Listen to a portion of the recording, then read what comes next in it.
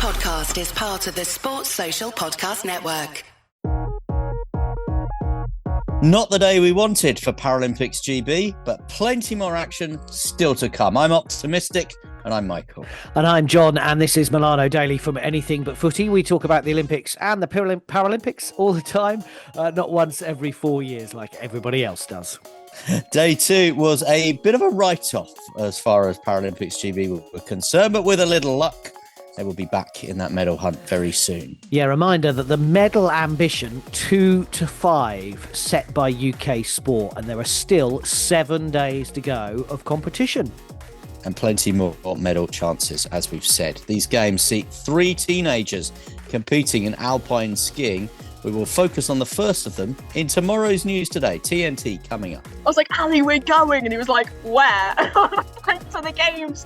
Yeah, definitely lots of smiles today, and just kind of enjoying the high right now. And with our usual news from the games, the Chinese takeaway, 4 golds in biathlon. This is Milano Daily from Anything But Footy. Download, listen and follow. We are here throughout the Winter Paralympics. So we'll start with some good news to start this brand new week. 7 days of the Winter Paralympic Games to go. Now, let's be honest, yesterday, day 2, wasn't quite what Paralympics GB and the athletes were hoping for. I'm pretty certain about that. But plenty of time to turn it around, plenty of opportunities. And as I think we saw with the Olympic Games, 1 win, 1 medal, 1 moment, 1 bit of good luck. If we were able to talk about football on this podcast, 1 going in off the backside, and it could all change. So could that be the Super G with medalists from 4 years ago, both in action on day 3? Menna Fitzpatrick will start making her debut at these games. Neil Simpson, of course, is the defending men's champion. We could be talking in very different ways in a few hours' time, dependent on those results. And the mixed doubles curling team have to beat Italy in their final match for a place in the semi-finals and a chance to go for the medals there. And I think that's the way to look at it, because you can say that the weekend hasn't worked out. We'll run through some of the incidents that have happened, but you could also look at it and go, there are opportunities ahead. I think that's what we need to look at. But also worth reminding ourselves, what did Dr. Kate Baker, the performance director at UK Sport, tell us on Anything But Footy in January? She said the medal ambition was 2 to 5 and it was lower than usual. Paralympics GB have had a tougher cycle in terms of preparation. So across those para-disciplines, it's been quite challenging, both from injuries, but also just being able to get access to competitions. It's been harder for the Paralympic disciplines to get up and running post-pandemic. So there has been less time on task. We've also historically really had an enormous bump in medal success from our VI skiers. And whilst we still hope that they'll be successful, what we're really excited about is a number of other disciplines that might see some medal potential coming through, whether that's on snow through our snowboarders or whether it's in wheelchair curling. And it's interesting what Dr. Kate Baker says there. If you listen to the detail, that they were hopeful for more medals away from the alpine skiing. So you mentioned Menna and Neil, fingers crossed day 3, we get that. But away from the alpine visually impaired skiing, she was talking about snowboard. Now we've had Ollie in hospital. We've had Davey in hospital, which we'll mention in a moment. We've had James Barnes-Miller crashing out in the snowboard cross today. The wheelchair curling. You know, it's really hard to win a medal in wheelchair curling. I think it goes to show what a brilliant performance again it was from Bruce Moat and his team in the Olympics, that for 2 Olympics on the trot, they have won Olympic medals, because team events, Michael, are so hard. Yeah, 2 things to say. Firstly, just on the snowboarding, let's learn our lesson from the Olympic Games. You had Hugh Nightingale and Charlotte Banks, both disappointed in their individual events. They then came together and had a team event. They won a gold medal. We are hopefully going to see our snowboarders back in action, because we know that there are the 2 opportunities, the snowboard cross and the banked slalom as well. So I don't think it's a complete write-off as far as the snowboarders are concerned. But I think what you say about the team events is a really interesting point. And it's not just unique to these Winter Paralympic Games. It's unique to team events generally in Olympic and Paralympic sport from a British point of view. So our wheelchair curlers, they've got 2 medal opportunities at these games. The mixed doubles, as we've said at the start, could be on track to at least put themselves within a match of winning those medals. The mixed teams still have work to do. You think to the summer games, hockey, for example, is a really, really difficult sport to win a medal in because there's only 2 medal chances in hockey. There's the men's and the women. So you've only got 2 medals. That's less than triathlon, where you've got 3 medal, men's, women's, and a mixed team. The difference there is you could send 6 triathletes and there's 3 medal events, so 9 medals up for grabs. And realistically, from a British point of view, you could send 6 triathletes and you could come home with 3-4 medals in that, because that is the strength and depth. For hockey, you've only got 2 medal opportunities, but you've got to carry 2 squads of about 20 people each, plus the support staff. So you're looking at a program with hockey of 60 odd people. And whilst, we have a great tradition in hockey, where were the Germans? You and I were both there in 2016, of course, to see the women win the gold medal there. Kate Richardson Walsh's era coming to that golden end. It's really tough to win a hockey medal, but it needs huge investment. As we saw in Paris, the men's team, we thought, had a better opportunity in the hockey than actually the women, who'd won medals for the last 3 games, you should say, including that gold medal where Sam Queck, and we had to go and interview by the bins. But the men had the real opportunity, and they started Paris brilliantly, didn't they? But they didn't get anywhere near. They lost to India, as always, and they didn't qualify. And I remember that moment was like, wow, we've invested all this time in this team. And you can look at the other team competitions, and you look at London 2012 and go, well, we had all these other sports across the Paralympics and the Olympics where we had teams in there: basketball, volleyball, water polo. But actually, as you say, there's one opportunity to win a medal. And it's so hard to win it. And I think it's great that we're investing in curling, but we saw it from the Olympics as well. It's so hard to win that medal. In the mixed doubles, it didn't work out. It didn't work out in the women's team. And Bruce and the boys actually delivered in the end, just about getting the same silver that they got 4 years ago. But that's the hard thing from a team sport, is that it is a team sport. It's not just one individual who can perform on the day or not perform on the day. Yeah, you're carrying a big squad. You're carrying a big squad of support people as well, and they all need to be funded through the cycle, through qualification, and that is difficult. London 2012 is an interesting one because obviously it's the host nation. As you know, Great Britain will get to enter everything. So that is why we had a water polo team, handball team, basketball team.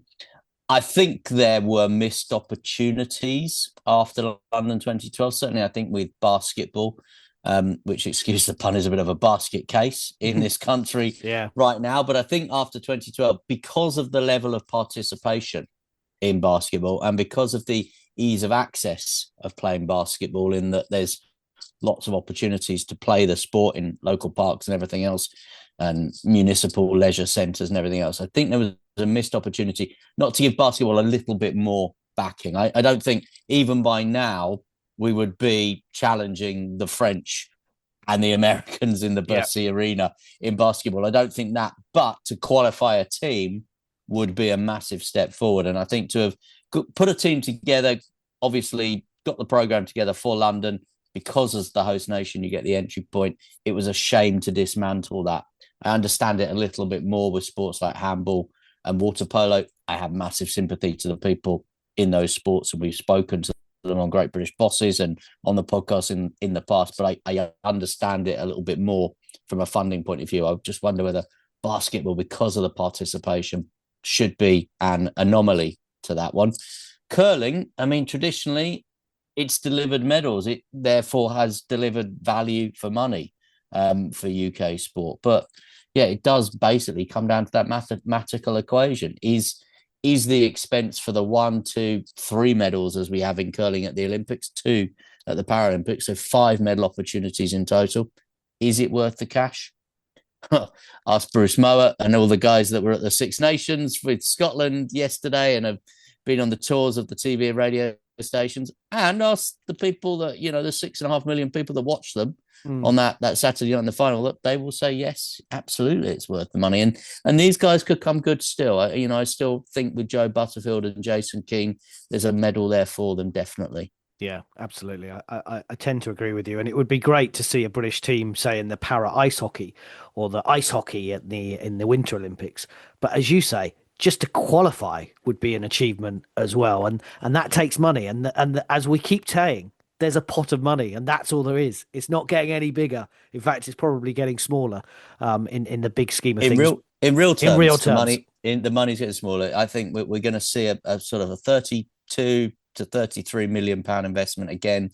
But you know what's going on in the world at the moment. Fuel costs are going to rocket again. Energy costs are going to rocket again. So that money is less than it was this time 4 years ago, even after the invasion of Ukraine and the spike we saw in all the costs at that point. Absolutely. But individual sports seems to be a way that you can make your money back, if you like. If you're sitting there as an accountant or you're reviewing it, the DCMS, the government's reviewing, well, is this value for money? When you look at the individuals and the amount of money it costs to get them through these sports, you can kind of see why they're vying away from some of the team sports. But as you say, fingers crossed that the wheelchair curlers can deliver at least one of those medals these games. Yeah, day two, as we said, Sunday was a little bit of a day to forget. But there's always one of those in an Olympics and a Paralympics. We've got it out of the way early. For David, he's taken a hospital as a precaution after his fall during the first snowboard cross race earlier. He was in third place when he crashed out, vying to get into a quarterfinal spot. He had to come through the long way of qualification, if you like, because of his original sort of seeding for that one. We understand that Davey's okay, which is great news. Good news for Davey. Wish him well, and hopefully you see him back ahead of the snowboard at the end of the games. For James Barnes-Miller, had the shorter path, if you like, to the semi-finals, the finals of the snowboard cross. Wasn't to be for him. He went out in the quarterfinals, lost ground on one of the early corners, finished fourth in his heat. He's 36 years of age. 3 times he's been at the Paralympic Games. He described it as a bit of a shame because he'd been so good in qualification. He's now prepping for that bank slalom, as I said, and says, I'm raging, and I always race good when I'm angry. So hopefully I ride all right. And if, he wins the medal in the bank slalom, no one's going to remember that. Yeah. What else happened? Absolutely right. Scott Mina finished 18th in the biathlon individual sitting, but he admitted afterwards he felt more like himself. I realised my best performances come when I have my little bubble and control what I do and what I can't do. I'm really happy with my physical performance. So it's good to see him back in a good place. He's got 2 more events to come. The 36-year-old, he competes on Friday in the men's sprint pursuit sitting. And I don't want to come over as being patronising here, but isn't Scott's achievements in being at these games, and isn't Scott's achievements in being basically the catalyst for this program more important than the fact that today he finished 18th? Because what he's done is he's set up a path, hasn't he, which other athletes will hopefully now be able to follow. Now, he set that path up, as he said to us, I think, was it 2014, sat in a coffee shop in Sochi and decided that this is what he's going to do. And it's not, the medals are a measure of success at the Olympics and the Paralympics, and personal bests are a measure of success, and reaching finals, finishing fourth, they're all measures of success. UK Sport will look at all that data. Of course they will. But actually, one of the other measures of success is someone going to come after Scott Mina and be able to compete in a biathlon individual sitting event? And what will that mean to that person, man or woman's life moving forward? And that's what he wants, isn't it? That he basically said in the interview we did with him for GB Snowsport that I want to see that legacy. That's just as important, as you say, than actually what I do in the Paralympics. Yeah, wheelchair curling mixed team event. There was a last gasp loss to the world number 2, Canada, in the 8th end. Hugh Niblo and the team were 4-3 leading into that last end, but the Canadians grabbed a 2. That meant that they won 5-4. So 1 win from 3 so far for the British team, and Korea are up next. And after a strong start against the unbeaten and already qualified Chinese team, Great Britain's Team JJ were beaten 10-5 in the penultimate mixed doubles match. At one stage, Joe Butterfield and Jason Keane were 5-1 up. the Chinese came back. They won 6 out of 6 now, and they have their last match tomorrow as well. Great Britain are still second in the round robin table, along with 5 teams on 3 wins. But effectively, if they can beat Italy, who've only won once in the whole tournament, and they're bottom of the round robin table, if Great Britain can beat Italy, they are through to the semi-finals. And the Joe Butterfield double gold winter and summer dream still on. In news from the Games, Chinese success continued, this time in the biathlon. 4 Chinese athletes won biathlon gold on Sunday. Italy's first gold medal of the Games arrived in para snowboard cross, with Emmanuel Parathona winning the men's LL2 title. China now top of the medals table after day 2, 8 gold, 16 in total. Ukraine second, as they were 4 years ago at the end of the Beijing Games, 10 medals, including 3 golds. Austria is still third with 2 golds from the brother and sister act on day 1. Canada, US, France, Germany, Italy, Korea, Switzerland, Sweden, and Norway all have 1 gold. This is Milano Daily from Anything But Footy. Tomorrow's news today for Paralympics GB and our other news from the Games on the way. This episode is brought to you by Indeed. Stop waiting around for the perfect candidate. Instead, use Indeed sponsored jobs to find the right people with the right skills fast. It's a simple way to make sure your listing is the first candidates see. According to Indeed data, sponsored jobs have 4 times more applicants than non-sponsored jobs. So go build your dream team today with Indeed. Get a $75 sponsored job credit at Indeed.com/podcast. Terms and conditions apply. This is Milano Daily from Anything But Footy. TNT, tomorrow's news today. And Hester Poole is one of the new breed of Paralympics GB skiers, one of 3 teenagers. She says just 18, and this is her first Paralympic Games. She started competing internationally at the age of 12, and now with her guide Ali Hall will go in the slalom events later on in the week. In fact, they were a pretty late selection for these games, and I had the opportunity, the privilege to speak to them the morning after they found out. Hi, I'm Hester Poole. I'm 18 years old and I have been selected to represent Great Britain at the Winter Paralympic Games, competing in the alpine disciplines of slalom and giant slalom. Yo, I'm Ali. I'm Hester's guide. I have been skiing for the past 10 odd years, racing myself, and then now Hester has to put up with my chat as all the time. So that's my role. Hester, you look pretty happy, pretty smiley today. What does it mean to get the call? You should see me yesterday. It was a different expression on my face yesterday, because I found out that I've been selected only yesterday afternoon. So that was a pretty nail biting day. So I think this feels all the sweeter. There's a lot of celebration that went on purely because I was just so nervous to get that call, and then Ali got the call after I got the call. I was like, Ali, we're going, and he was like, where? Like, to the Games. So yeah, definitely lots of smiles today, and just kind of enjoying the high right now. Just had kitting out here in Edinburgh, so trying on all my clothes. It's been like Christmas. So yeah, having a good day today. Because it's been a little bit of a process to get qualified and get selected for you, Hester? It's a matter of points, really. So it's we've been competing in the last few years, and it's just a matter of how low you can get your points in each discipline, and then that goes through a mediating process by Paralympics GB. And in fact, I was going through the bipartite process, which is a different process to the national spots. I don't know if Ali can explain the system a little bit better than I can. It's quite a complex system. I don't really understand it. Essentially, we managed to make criteria which we're chuffed at, and it managed to go through yesterday. So our job was done pretty much. I'm really happy with that. Yeah, how chuffed are you, Ali? Yeah, I'm buzzing. Absolutely buzzing. You know, it's a fantastic time to get out and to give Hester this opportunity. Like, it's one of her goals to be part of that journey. I think that's awesome. So, Hester, tell us about where you're from and how you started in the sport. So I'm from, my hometown is Bath in the southwest. So it's not an area that receives a lot of annual snowfall. So my journey started out on the dry slopes of Mendip when I was 6, 7, and I joined a race club there in the Mendips, and from there it just became, the dream became real, slowly and surely, and I got picked up by GB for the first time at the age of 12, and then the races have got bigger, the stakes have got higher, and it's just been a matter this season of flying around the world, which has been quite crazy. So it's been a bit of a jam-packed season, but yeah, kind of come to a head at the right time. So the stars were aligning, really.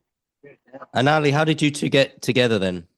My brother is also a guide, so he guides Sam. And once I was at university, so I used to race by myself and then stopped that to go to university. He actually put me in contact with one of my old coaches, who is now our coach. So he put me in contact with Hester, and Hester... Last day of my life. Hester was the one that put up with my chat the most. And whereabouts are you from, and how did you start racing, Ali? I'm from Aberdeen. I grew up on the dry slopes there and raced around Scotland and stuff like that. So that's how I've started out. And Hester, would you say that's an important message to people, to say that, we're not a traditional winter sports nation, obviously, but there is the opportunity. There are the dry slopes, there are the snow domes and everything, and go and give it a go. I was thinking about this yesterday, actually. I just think that GB is such a marvel, because we're just a small island. We haven't got any snow, and yet we put down these performances and we create these athletes, both on the the Olympic circuit and the Paralympic circuit.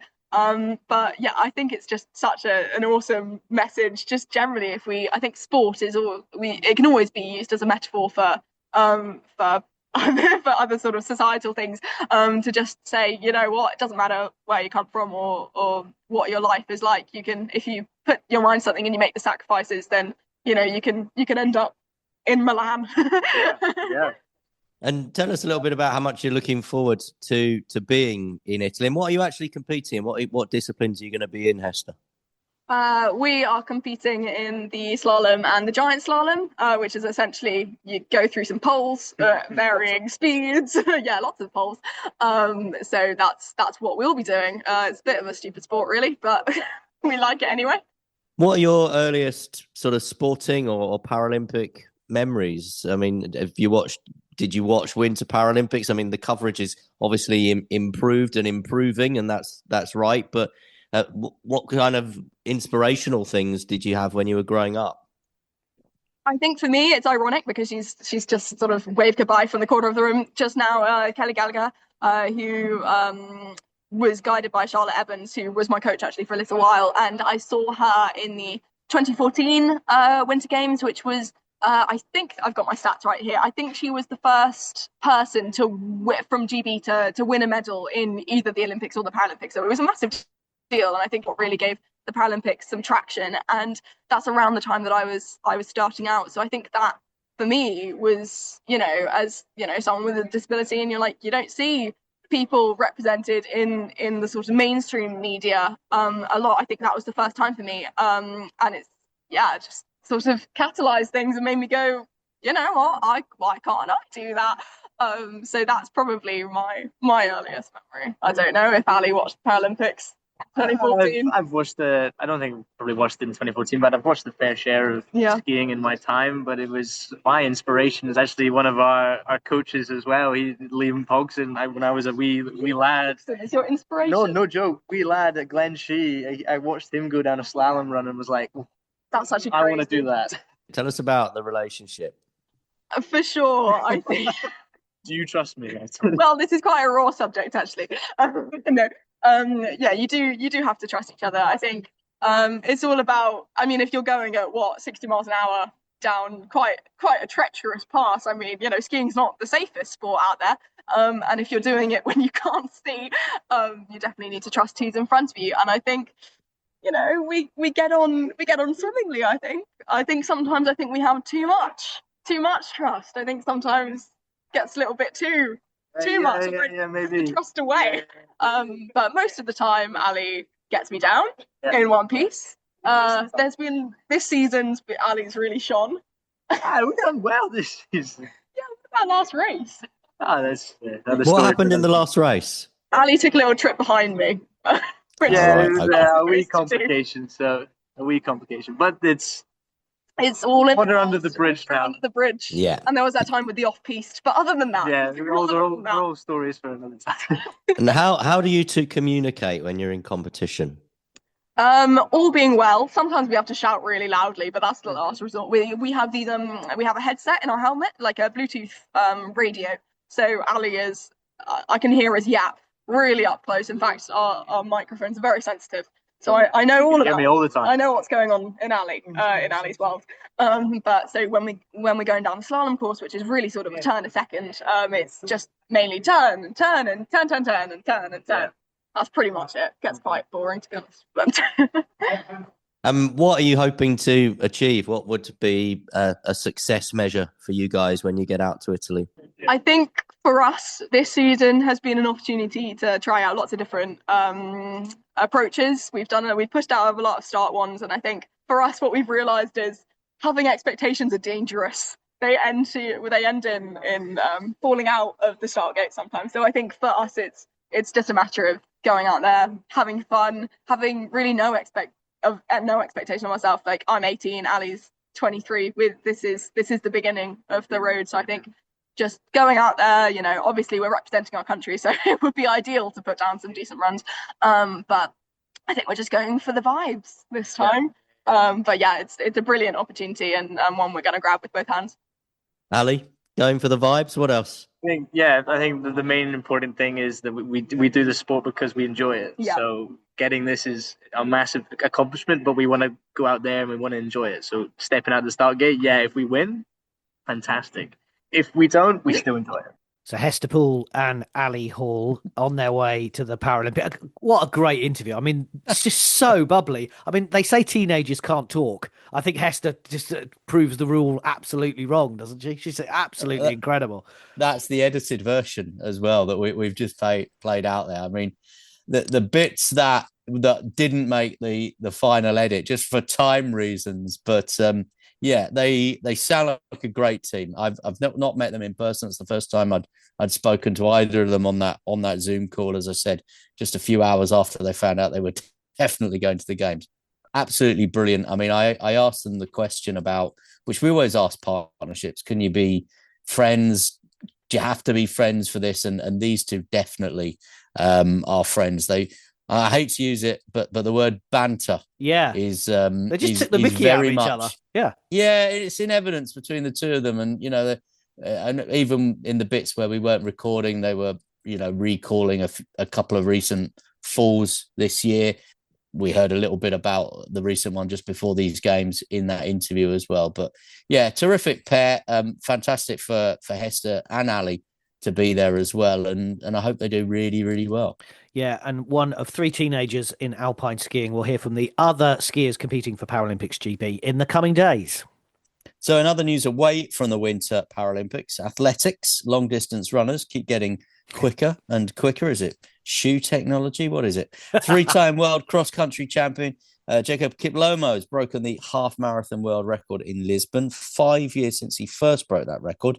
The Ugandan ran 13.2 miles in 57 minutes and 20 seconds at the World Athletics Elite Label Road Race. Took 10 seconds off the previous official world record for the distance. That is quick, isn't it? 57 minutes. Flipping heck. And I ran a half marathon in the Great North Run. I think I was still getting over the Tyne Bridge after 57 minutes. If you know anything about the Great North Run, you'll know it's really at the start. Yeah, I'd still be doing my shoelaces up. I hadn't seen the red arrows at that point. Anyway, we'll have the very latest every day from the Winter Paralympic Games. We'll also keep you in touch with everything else that's happening this week in the world of Olympic and Paralympic sport. You can check out our socials, keep you up to date there. You can get in touch with us via our website, listen to our Spotify Olympic music playlist now with added Cotton Eye Joe. This is Milano Daily from Anything But Footy. Para mi familia siempre estoy en mi mejor momento, por eso también quiero lo mejor en mi cocina, y eso significa solamente huevos de Eggland Best. Siempre tienen un sabor tan fresco y delicioso, con 6 veces más vitamina D, 10 veces más vitamina E y 25% menos grasas saturadas que los huevos comunes. Entonces, ¿por qué darle menos a tu familia cuando pueden tener lo mejor? Eggland's Best, mejor sabor, mejor nutrición, mejores huevos.